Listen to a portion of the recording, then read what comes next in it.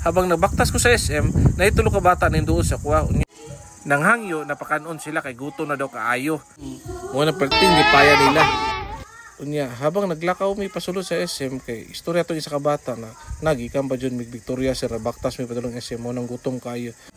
Habang pasulod mi sa SM, ang number 20 na bata na siya, awa, sir, librehon ta pagkaon, awa. Gidukol sa naka-stripe na bata. So, excited na kayo sila musulod sila kay libre. Kay first time lagi nila musulod sa mall, nagsipag banggaan ang tulo ka bata. Ang nakapula na bata, ningon sa yung ate, ti, kanang mo order, jutang daghang pagkaon niya kay panagsarang yung naimo libre. Habang pasulod mi sa food court, ang isa ka bata kana number 20 ngon siya, sir kana sa unlimited rice lang ta. Pastilan mga bata unlimited rice pa jud. So walay choice ang naglibre, budol pa sa tanang budol. Mo na akong ipatindog sila para bidyuhan ako para nako ebidensya kay pasig mabudol na puntaan ni sunod. Parte ba yung mga buguyang mga naong niya si katawa, ipitaani ba? Habang nagulat mi sa pagkaon kay dugay lagi ning abot ang order namo. Ningingon ang nakapulang bata, sir, ayaw sir kay ayaw ko bidyuhay sir kay basig makita ko sa akong magpapa na patay jud taan ni. Basta lagi pag abot sa order diretso kaon ng tulo ka bata na kay gigutom na daw lagi kaayo sila. Habang nagakaon mi napansin nako ning bata na dool sa kuha.